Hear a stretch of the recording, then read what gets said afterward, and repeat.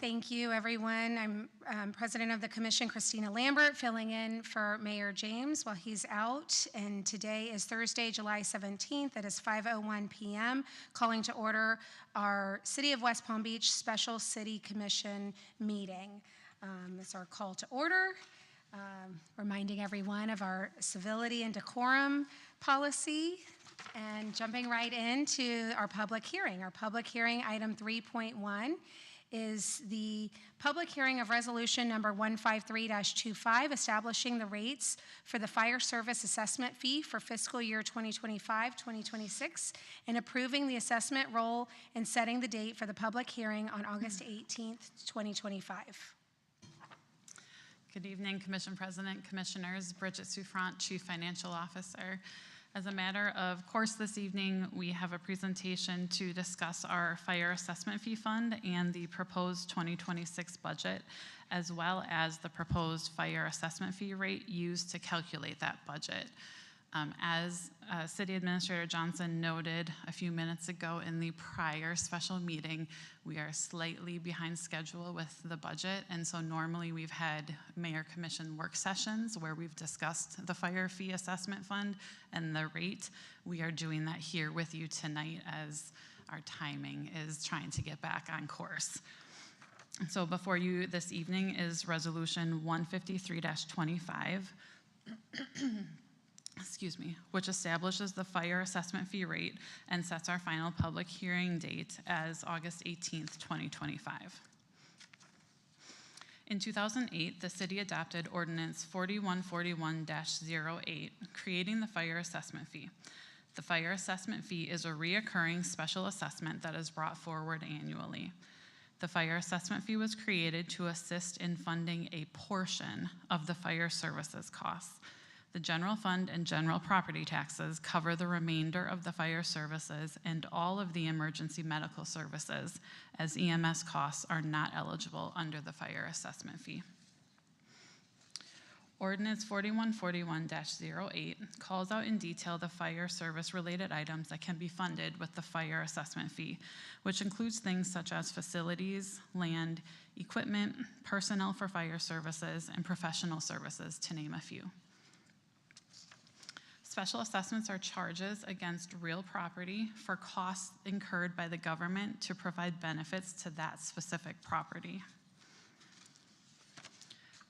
Our fire assessment fee special assessment provides comprehensive fire services and offers benefits such as protecting the value and integrity of the improvements to real property, reduces the cost of fire insurance, and enhances the market perception and property values. The proposed fire assessment fee for fiscal year 2026 will remain unchanged at the same rates since fiscal year 2020. As you can see, we have 5 property use categories.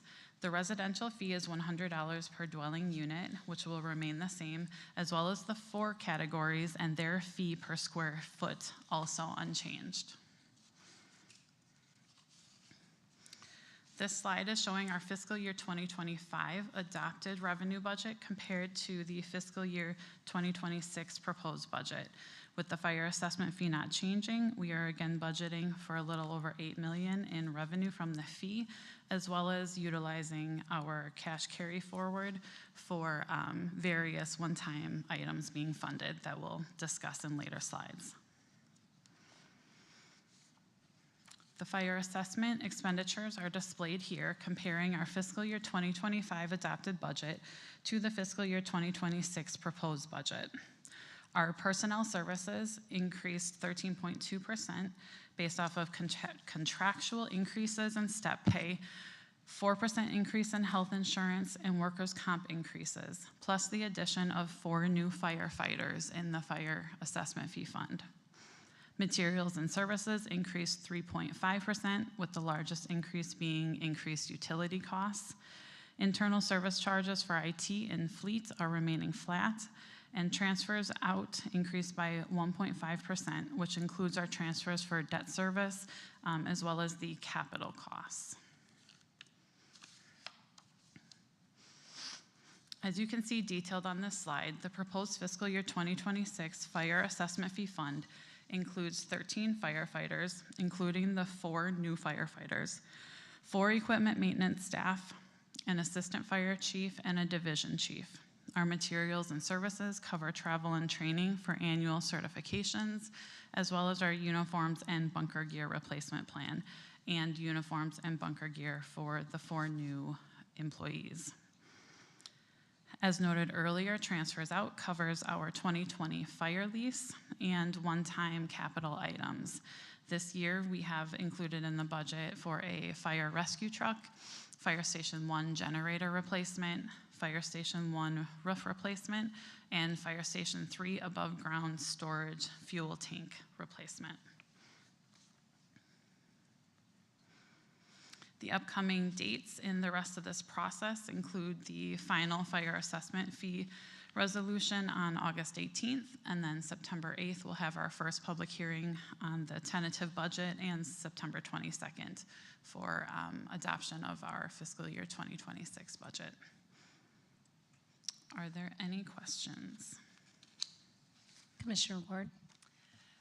Just looking at the breakdown per building type, I mean, obviously the residential, but when we talk about commercial buildings and given, it's not really commercial, but tall residential buildings versus one residence, has there been any discussion on if we're building these really tall buildings? I just know from discussions with residents and other firemen talking about the difficulties that we can potentially see with the increasingly tall buildings that we have, whether we've considered what that looks like as far as the assessment, or whether that's a further drain on our fire that it justifies an increase.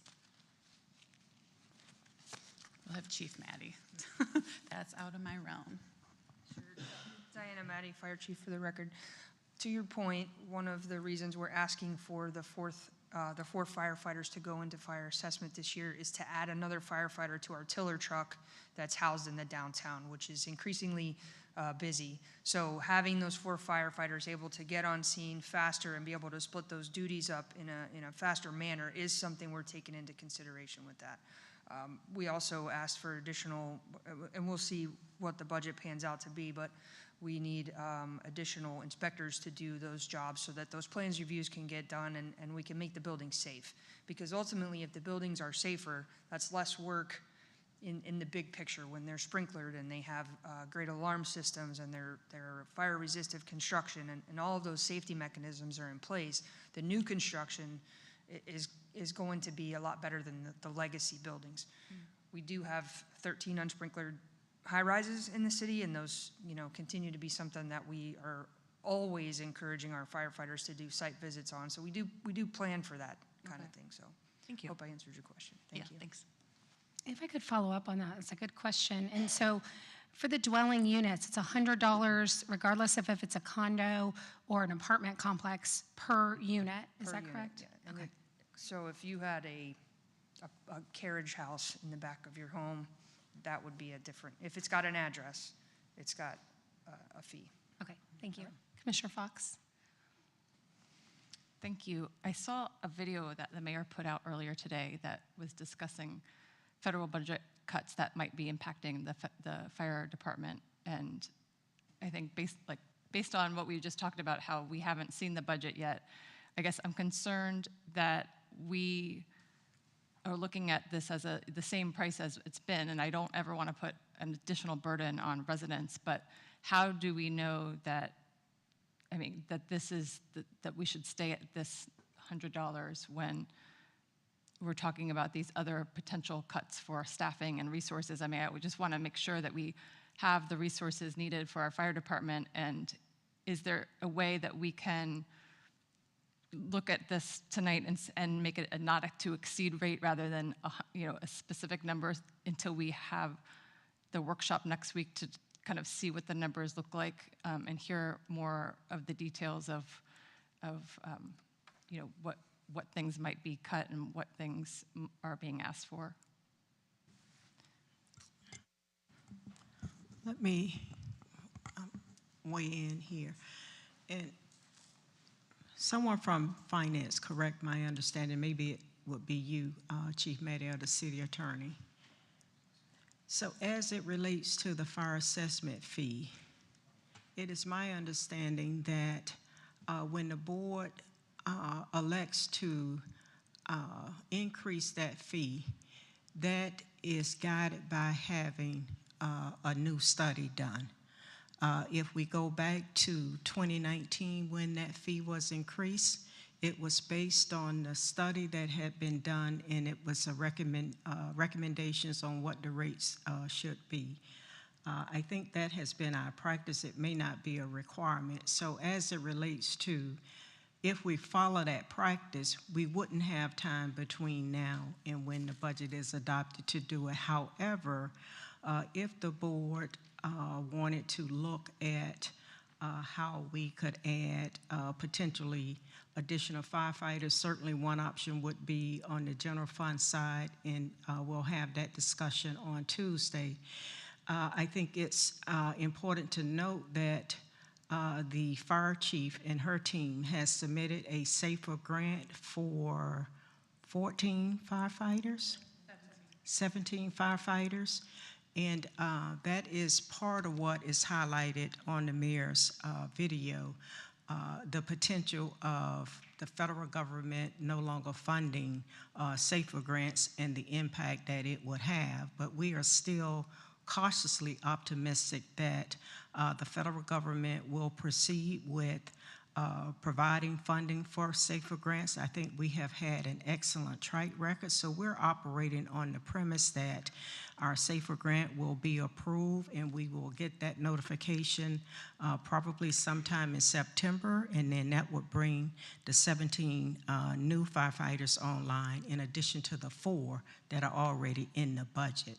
But Kimberly, I don't know if you want to weigh in about the study and whether that's a requirement or a practice. Sure.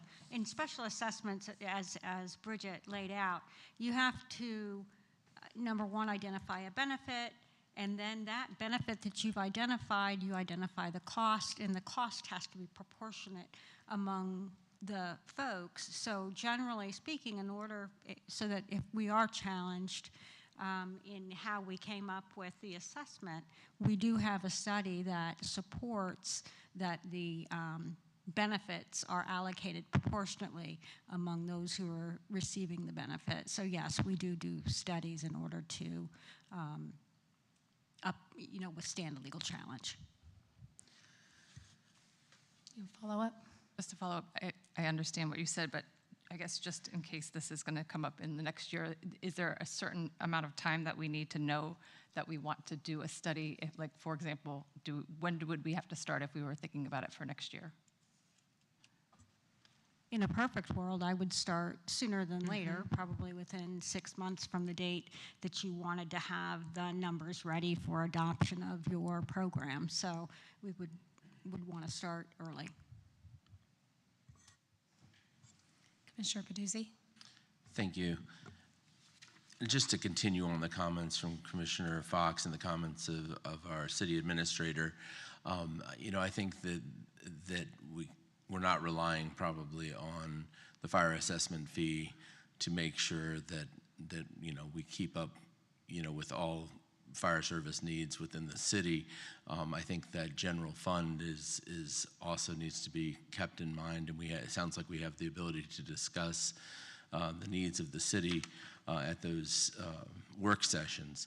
And I would just say, as the city grows, as we put more high-rise buildings or both residential and commercial buildings and that are going to significantly increase our tax base here in the city, that we need to keep in mind that public safety is still job number one and priority number one for most of us. And we need to make sure that our fire service, fire protection, remains adequate for the fire load that we have within the city, for the building sizes, for everything that we have within the city, just to make sure that as we put on these new buildings and as we get additional tax increases, because of it, because of the property values, because of the additional buildings, that we need to put some back into the fire service to make sure that we have adequate protection for our residents, and especially, you know, looking at the types of buildings that are going up and the special needs. The tiller truck certainly addressed that need for the high rises and the situations that happen at them, but we always need to keep that in mind. And I know there's always a thought that, oh, we have this additional revenue, where can we put it? Well, we probably should be looking at public safety first, and those are just my comments. Yes. Just as a fact towards what Commissioner Peduzzi mentioned, if we pull just fire suppression, if we put EMS to the side, that is not anything associated with the fire service fee. The general fund does cover 85% of our fire suppression costs. Fire assessment fee fund covers only 15%. So just for some awareness on that. Thank you. I appreciate that, and appreciate, Chief Maddie, your leadership and efforts on the SAFER grants. I know that that's a very important part of the whole budgeting process, and to your leadership team. Thank you. Commissioner President, if I could add a footnote to Mrs. Souffrant's comment. So at this point in our budget, the general fund is picking up 85% of the cost for fire suppression. When I last looked at the study that was done in 2019 and the presentation that was made to the board when the rates were increased, it was predicated on the basis that the fire assessment fee would cover 43% of the cost. But because the fire costs, as all of the costs within the city's organization, has continued to increase, and we have kept this fee, you know, level set, understandably. You know, the 43% has now decreased to 15%. So I just want to add that footnote to this discussion. Excellent. Thank you. Any other questions? I'll entertain a motion. Madam President, I move to approve resolution number 153-25 with no increase in the fire service assessment fee. Second. There's been a motion and a second. All those in favor? Aye. Any opposed? Motion carries. Thank you. We have one more item. Resolution number 154-25, directing the development of the preliminary assessment roll for the chronic nuisance assessments for 2025 and setting the date for the public hearing for final adoption of the chronic nuisance assessment roll on August 18th, 2025. Good evening, Commissioners. Bridget Souffrant, Chief Financial Officer. In 2011, the city adopted a series of ordinances intended to change the way the city addresses chronic nuisance properties and chronic nuisance in general. The City Commission declared that any unpaid chronic nuisance service charges, unpaid code enforcement reinspection assessment charges, or unpaid costs incurred for the abatement of code violations that remain delinquent as of June 1st shall become a special assessment against the benefited properties as a non-ad valorem assessment equal in rank and dignity to a lien for ad valorem taxes. The approval of Resolution 154-25 will direct the preparation of the preliminary assessment roll and set the date for the public hearing on August 18th, 2025. Thank you, Ms. Souffrant. I think this is a good policy that we have in place, and I know that many of our residents are grateful to have their neighborhoods attended to. Any questions on this? Is there a motion? Madam President, I move approval of resolution number 154-25. We'll schedule the public hearing for final adoption of the chronic nuisance assessment roll on August 18th, 2025. Second. Thank you. There's been a motion and a second. All those in favor? Aye. Any opposed? Motion carries. Thank you all so much for joining for this special City Commission meeting. I think I would be remiss if I did not channel our great mayor and make a comment on our Administrator Johnson's celebration hair, that she has some glitter in her hair today. And I'm guessing that might have something to do with her excitement of kicking off the budget. So I feel like the mayor would have pointed that out as well. Ms. Johnson, do you have anything to say? It's actually leftover from celebrating my son's birthday last night. I don't know. I think it's her excitement about budget. I'm gonna go with that, but I think we should all be as excited as she is to celebrate our budget. Ms. Souffrant, thank you to you and your team, Administrator Johnson, and to the whole budget team. May we all celebrate it together. Thank you. Thank This meeting you. is adjourned.